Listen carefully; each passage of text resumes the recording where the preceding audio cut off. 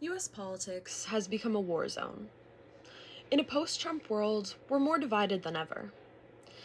Democrats and Republicans can't seem to find any common ground. And within parties, it's no better.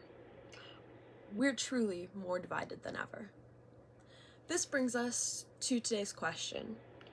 Does Nikki Haley have a realistic shot of winning the 2024 Republican presidential nomination? The answer, well, it's complicated. We can make it a little simpler, though, through 3 takes.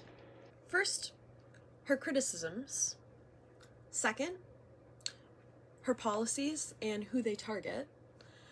And third, is the Republican Party even ready for change? First, a little intro on who Nikki Haley is. The daughter of 2 Sikh immigrants, Nikki Haley prides herself on her takes on unity.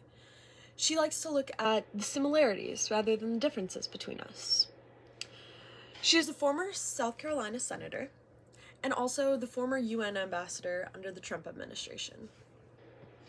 So back to whether she could win the presidential nomination. First, we'll look at her criticisms, which are mostly about the fact that she's a woman and she's non-white. First, let's look at a quote from Ann Coulter. Ann Coulter asked, "Why don't you go back to your own country?" She also made many comments about India as a whole and the cultural differences between India and America.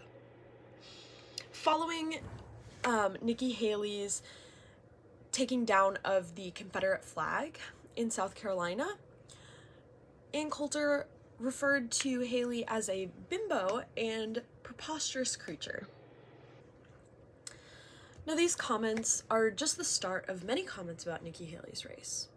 The Republican Party doesn't have the best track record of being open to non-white candidates, and Nikki Haley is no exception to this.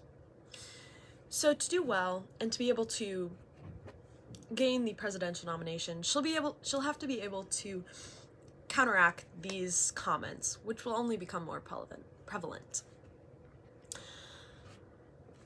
Let's also look at a quote from Don Lemon. Lemon said, "Nikki Haley isn't in her prime." He went on to claim that a woman's prime is their 20s to 30s. Well, that really scares me as an 18-year-old because I wouldn't like to think that in 2 years I'll be in my prime. But it's also about the double standard between men and women, and the fact that we can have 75-year-old men in power, but a 50-year-old woman is seen as insane.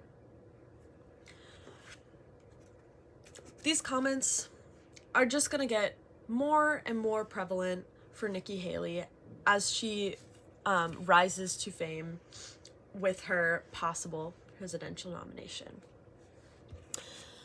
Comments have also been made that Nikki Haley needs to make stronger decisions and needs to kind of choose a side. And this leads us to her policies and who they target. Her policies can sometimes be a little all over the place.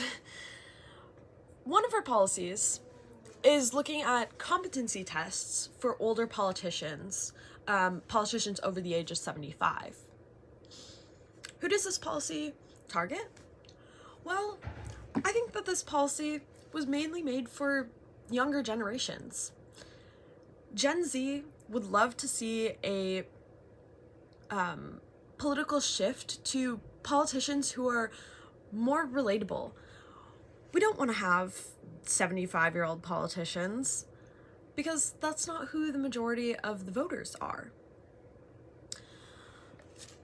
So that is one of her target groups. Another policy of hers was in reference to Ron DeSantis's Don't Say Gay bill. Now, this was a policy in which they wouldn't reference gender in schools until 3rd grade. But Nikki Haley said that when she was in school, it didn't come up until 7th grade. and even then it was a parent's decision. So she preferred for it to be even stricter and more conservative than this. Now, these two policies don't really mesh. And that's one more reason that Nikki Haley will have a tough time getting the presidential nomination. This leads us to the third point. Is the Republican Party ready for change? Well, the Club for Growth and Americans for Prosperity, two prominent conservative groups, say that yes, it is ready for change. They've claimed that they don't want to support Trump in the next election. And they are willing to support Nikki Haley, Ron DeSantis, anybody who isn't Trump in the 2024 election. So this may be a good sign for Nikki Haley. However, Teresa Cosby from Furman University has a little bit of a different take. She says, it's just going to score her points with people who want the Republican Party to return to some normalcy. But how many of those groups are left in the Republican Party? And with Trumpism and more extreme groups coming about, it really does make you wonder, how many more people are there that want us to have that unity? How many people are out there that don't want us to be divided? Because those are the people that are going to support Nikki Haley. And surely, the answer is not, we're not going to be able to find the answer to whether Nikki Haley can have the presidential nominee now. It will be up to the voters.